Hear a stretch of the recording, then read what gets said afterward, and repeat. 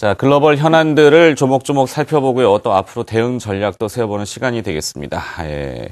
자, 오늘은 한국경제팀, 신문의 한상춘 논설위원과 함께 또 이야기 나눠보도록 하죠. 안녕하십니까? 네, 안녕하십니까?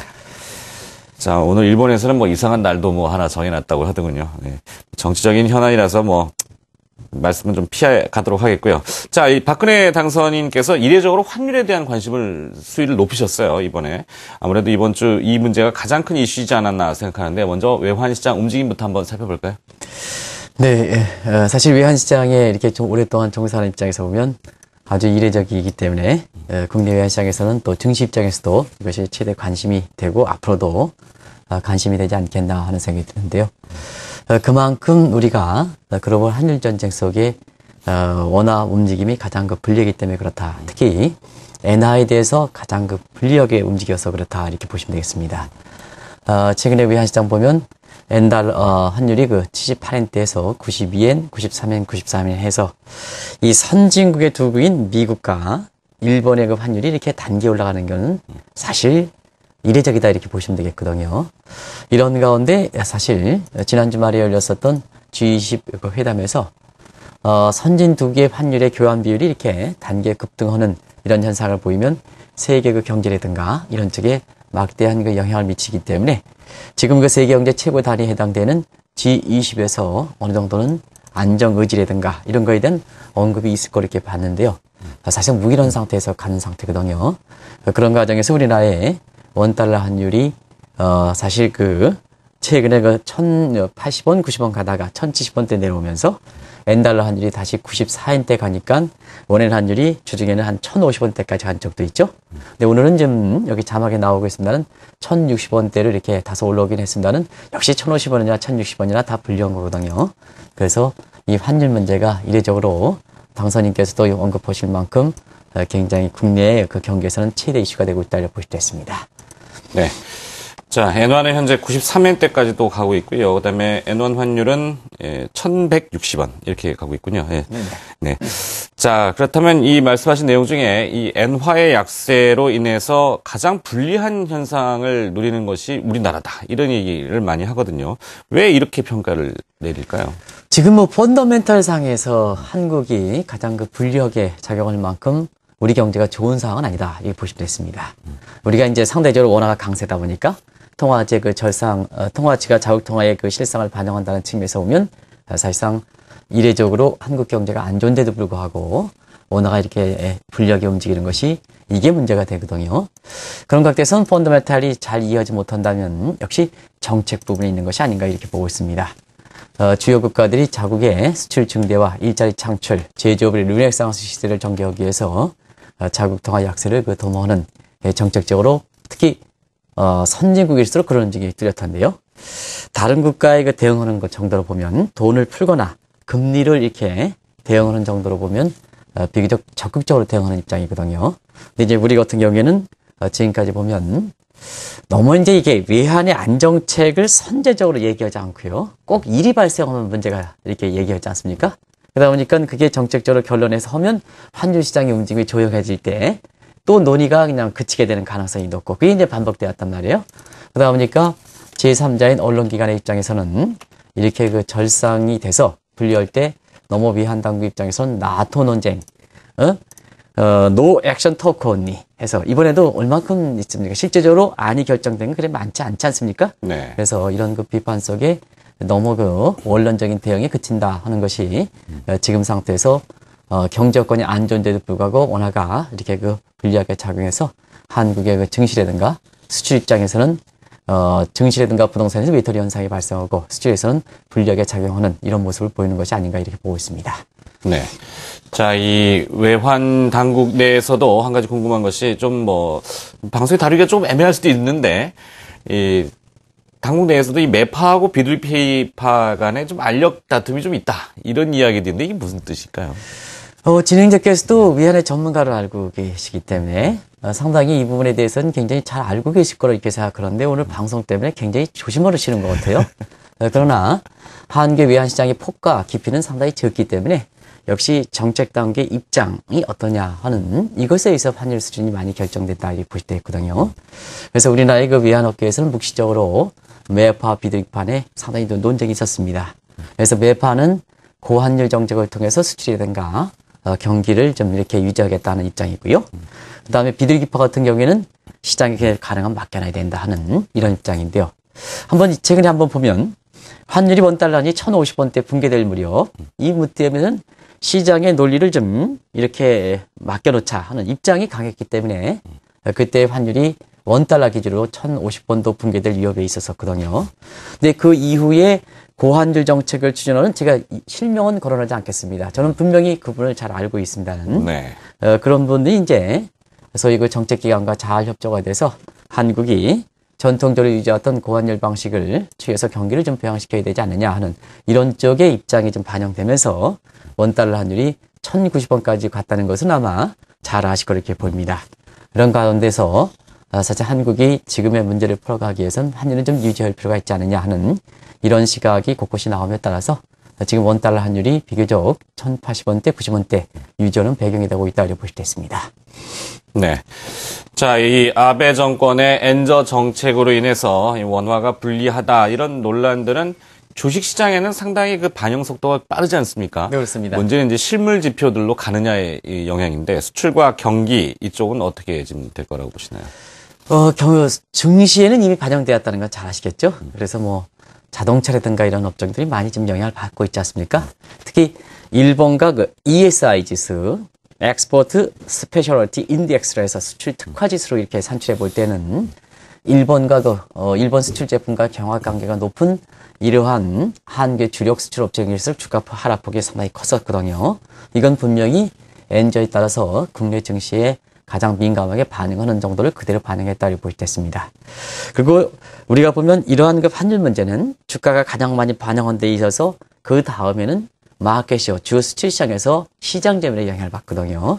그런 각도에서 보면 최근에 보면 한국이 과거보다는 품질과 기술과 디자인이 좋기 때문에 분명히 과거에 비해서는 가격 경쟁력이 불리하다고 해서 시장 점유율이 빨리 떨어지는 건 아닙니다. 과거에는 이제 환율을 의존한 철석 구조를 갖고 있기 때문에 이렇게 엔저가 돼서 우리가 분류하면 바로 마켓시어가 이렇게 떨어지는 현상이 발생했습니다는 지금은 그렇지는 않거든요. 그래서 옛날보다는 경쟁력이 많이 개선된 건 사실입니다는 그러나 주요 수출 시장에서 수출의 어려움을 하는 것이 한국 제품의 경쟁력이 상대적으로 떨어지는 이런 제품일수록 지금 마켓 시어가 떨어지는 현상이 발생하고 있거든요. 그러면 뭐냐면 이 엔저가 계속해서 가면 주력 업종조차도 마켓 시어가 떨어져서 결과적으로 보면 수출과 경기에도 영향을 미칠 수밖에 없거든요. 그렇기 때문에 모든 정책이라는 것은 현상이 발생하고 나서 사위하는 것보다는 선제적 차원에서 이것을 안정시켜주는 게 중요하다 이렇게 보여지거든요. 그래서 주가에 의해서 마켓 시어의 불리함을 작용할 때 이때 선제적으로 좀 정책 단계에서 이렇게 환율을 안정시키는 의지가 필요한 대목인데요. 이번에 그러한 그 발언을 말씀해 주셔가지고 상당 부분 수출업체는 일제히 반기는 모습이 사실상 지금의 수출업체의 분위기가 아닌가 이렇게 보고 있습니다. 네. 자, 박근혜 당선인이 선제적이고 효과적인 환율 대응 정책을 강조했다. 이 부분이 우리가 또 주목해봐야 되는 부분인데요. 자, 일단은 환율부 때문에 주력 업종 주가가 좀 약세를 보였고 수출 시장이 일부 또 영향을 받는 현상들을 두고 일본형 장기 복합 불황, 제페나이제이션이라고 표현을 하는데요. 이 논란도 꽤 있었던 것 같습니다. 여기에 대해서는 어떤 평가를 하시는가요? 이번 주 들어서 한국경제신문을 비롯해서 여러 가지 민간 연구기관에서도 한국 경제가 일본처럼 되지 않겠느냐 하는 이런 실제 가능성 여부와 관계없이 우려 차원에서 얘기했던 것도 환율이 불리하게 작용하는 측면이 아마 많이 작용한 것이 아닌가 생각하는데요. 당시에 비교해보면 정확히 일치합니다. 한 번쯤 시청자분의 이해를 위해서 제가 1990년대 초반에 일본 내 경제 상황과 정책 단계 입장을 특히 등하원의 입장을 말씀드릴게요. 네. 1980년대 후반에는 제조업의 막강한 경쟁력을 바탕으로 해서 미국을 제치고 사실 일본이 제1의 경제 대국이 될 것이다 하는 이런 쪽에서 한국도 일본을 배우자 했던 것이 일본과 관련된 책이 쏟아져 나온 때가 아마 1990년 이렇게 전후의 무렵이 아닌가 생각합니다. 근데 이 이후에 사실상 공교롭게도 부동산 시장이 침체를 겪으면서 당시에 집권당했던 자민당 정부는 일본의 그 중앙은행에서 금리 좀 낮추고 돈을 풀기를 바랬습니다. 그러나 그때 당시에 일본은행 총재였던 미에네 같은 경우에는 오히려 이러한 그 자민당의 입장을 좀 사실상 받아들이지 않고 전통적으로 물가 안정을 위해서 자산 부분의 거품이 떨어진 상태에서 금리를 오히려 올려버렸거든요. 그러다 보니까 뭐냐면 부동산 부분의 거품을 촉발시켜서 사실상 일본 경제가 잃어버린 20년, 잃어버린 10년 장기 불황에 갔던 모습입니다. 그러면 그것을 왜 이렇게 한국경제신문을 비롯해서 일본에 대한 우려를 이렇게 실제 발생 여부와 관계없이 지금 정책 대응이 중요하기 때문에 그런 우려를 제기했냐 하면 지금 우리 부동산 안 좋습니다. 부동산 안 좋고 이런 상태에서 원화가 절상되면 원화가 절상도 대내 금리 차가 이렇게 벌어져서 원화가 절상된다는 측면에서 보면 사실 부동산 시장 안정시키고 원화 부분도 불리하게 돌아가지 않기 위해서는 좀 통화 단계에서 금리 인하라든가 돈을 푸는 이런 쪽에 좀 적극적으로 좀 나서야 되는데요. 사실 지금까지 이게 정책 대응 모습 보면 금리 인하법도 가장 적고 돈을 풀지 않았기 때문에 경우에 따라서는 일본 경제가 장기 일본 경제가 장기 불황에 빠졌던 그때 상황과 굉장히 비슷한 상황이 되거든요. 그래서 사실 실제 발생 여부와 관계없이 그때 상황과 비슷하기 때문에 미리 좀 정책적으로 대응해달라 하는 이런 촉구적 차원에서 아마 시리즈를 전개한 것이 아닌가 이렇게 보고 있습니다. 네. 자, 이 18대 대통령직 인수위원회가 경제 안정을 위해서 이 한국형 토빈세, 그러니까 환율 안정이죠, 검토할 수도 있다고 밝힌 가운데 오늘 기획재정부가 수출이 업체들을 대상으로 간담회를 개최한다고 합니다. 그러니까 뭔가 앞서 한 의원께서 말씀하신 대로 선제적인 대응을 해야 된다라고 강조하셨는데요. 이 환율 안정을 위한 대책 어떤 것들이 필요하다고 보십니까? 분명히 일단 수출의 중요성은 좀 말씀드리고 싶습니다. 일부 여러 가지 경제가 발전하면 수출에 의해서 부가가치, 허심한이에게는 부가가치라든가 생산 유발 개수라든가 그 다음에 고용 창출 개수가 떨어진 건 사실입니다. 그건 어느 나라 경제나 마찬가지입니다. 그래서 수출의 중요성을 약화시키는 이것을 단서로서 그런 연구 자료가 된다는 것은 안 된다 하는 것을 분명히 말씀드립니다. 이번에 위기 과정에서도 미국은 우리보다 내수장이 더 크고 다른 선진국들도 내수장이 상당히 큰데도 불구하고 더더구나 일본 경제가 내수의 회복 문제가 가장 중요한데도 불구하고 달러 약세, 엔화 약세를 도모해서 수출을 통해서 제조업의 우레상스를 전개시키는 것이 사실 위기 극복을 당초 예상보다 빨리 가고 지금 양적으로 정책의 조기 종료 논쟁이 불 만큼 위기 극복이 빨랐던 건 사실이거든요. 그래서 단순히 경제 구조상에 옛날에 비해서는 수출의 고용 창출기에서 부가가치라든가 아니면 생산 유발 개수가 떨어졌다 해서 이것을 수출의 중요성을 약화시키는 쪽으로 이렇게 하면 안 된다 하는 것을 분명히 말씀드립니다. 위기 때는 아무래도 수출의 상징성을 상당히 크다 하는 것을 말씀드립니다. 이게 전제가 돼야 환율 문제에 대해서 외환당국이라든가 또 환율을 안정시키기 위해서 어떤 정책을 가져갈 것이냐 하는 강도 문제, 이게 입장이 정리가 된다 이렇게 보시면 되겠거든요. 그런 측면에서 보면 좀 다른 국가의 정책적으로 이렇게 불리한 정도를 볼 땐 정책 요인이 가장 큰 요인점을 감안해 볼 때 그동안 사실 환율이 문제될 때마다 3정세트 얘기를 많이 했습니다. 이것만으로 충분하다 이렇게 하는데 사실 이번 과정에서 이것만큼 충분한 것지는 않았지 않습니까? 네. 그런 측면에서 보면 보다 적극적인 이렇게 정책이 나와야 되지 않느냐. 그것이 무슨 어떤 박 당선인께서 말씀하신 여부와 관계없이 당연히 우리 국익정대를 위해서는 사실상 정책 요인에서 불리하지 작용하지 않도록 이런 필요한 부분이 아닌가 생각합니다. 그런 관점에서는 한국 내에서 금리 인하를 좀 적극적으로 검토한다든가. 왜냐? 선진국과 한국과의 금리 차가 지금 벌어지는데 오형상 보면 한국은 이미 선진국이거든요. 자, 무역 규모 세계 8위입니다.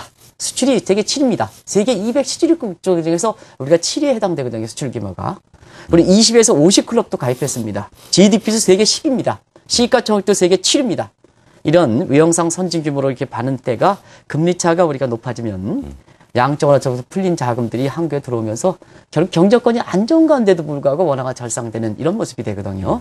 그러면 외형의 경제 규모를 맞춰서 금리도 좀 스프레드를 어느 정도 일정한 수준을 유지하는 것이 사실상 상당히 좋은 정책이지 않냐 생각하고요.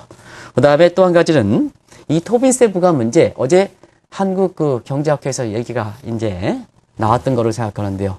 사실상 그렇습니다. 이 토빈세라든가 이런 문제가 여러 가지 형태로 부각합니다. 근데 이 한국경제TV를 통해서 아마 이 방송을 통해서도 투웨이 토빈 시스템, 텍스 시스템을 실제하는 전입니다. 정상적일 때는 토빈세를 취하지 말든가 그렇죠. 아니면 네. 소유를만 부과하든가 근거만 나오고 그다음에 이렇게처럼 쏠림 현상이 될 때 우리 경제효과는 관계없이 여러 가지 에서 쏠림 현상이 될 때는 그거를 뭐 은들한 것처럼 보인다 해가지고 토빈세를 이라든가 이런 측면을 강구하지 않을 때는 어떠냐 그런 정책으로 인해서 정작 우리 국민과 우리 수출기업이 어려움을 당한다는 얘기거든요. 이게 한 나라의 경제정책에서 그렇게 치우면 되겠습니까? 네. 그래서 쏠림 현상 같은 비정상적일 때는 막아줘야죠. 그때는 토빈세를 강구해달라는 얘기입니다.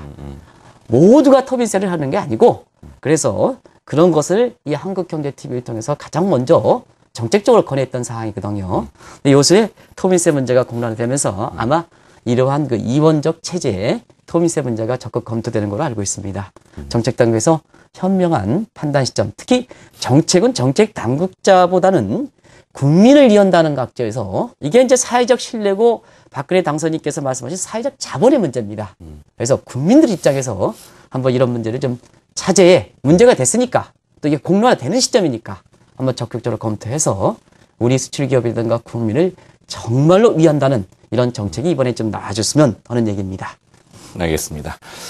자, 이 대선 공약으로 코스피 3,000포인트를 이야기하셨는데, 물론 시장을 억지로 만드는 건 아니고, 거기에 걸맞는 또 유연한, 아주 세련된 환율 정책을 기대해본다. 이렇게 뭐 결론을 지었습니다. 자, 경제전망대 한국경제신문의 한상춘 논설위원이었습니다. 고맙습니다. 네, 고맙습니다.